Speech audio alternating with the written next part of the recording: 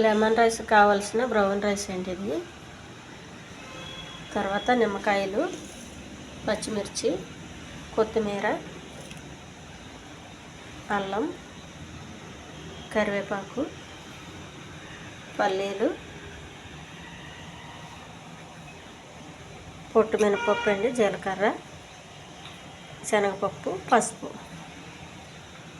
ముందుగా స్టవ్ మీద పెనం పెట్టానండి.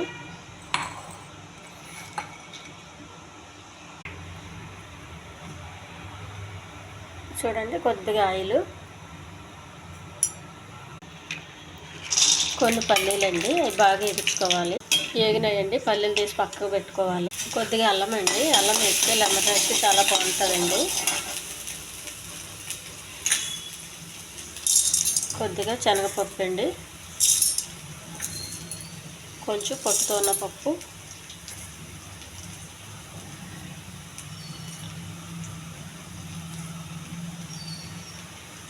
కొద్దిగా జీలకర్ర అండి, ఎక్కువ వేయద్దు, కొద్ది కరివేపాకు,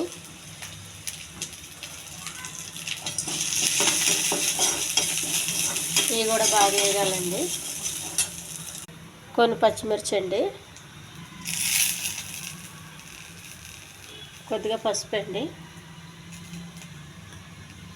ఈ బ్రౌన్ రైస్ ఇప్పుడు ఇందులో వేసేయాలండి. చిటికుడు ఉప్పు అండి, ఎక్కువ వేయద్దు.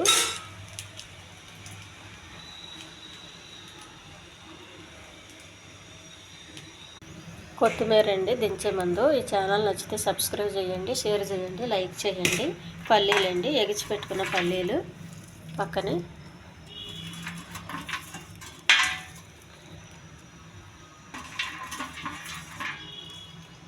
ఈ లెమన్ రైస్, ఈ రైస్ చల్లగా అయినాక నిమ్మకాయలు కొంచెం కోసి పెట్టుకోవాలండి. చూడండి, మనం రసం తీసుకుని ఆ చల్లగా అయిన రైస్లో వేయాలి.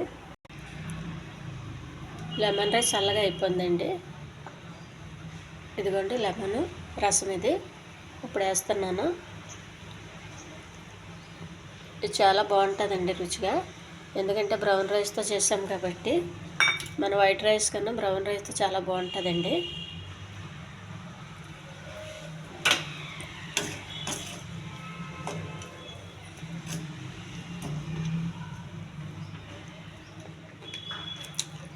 చాలా బాగుందండి, పులుపు కూడా కరెక్ట్గా సరిపోయింది.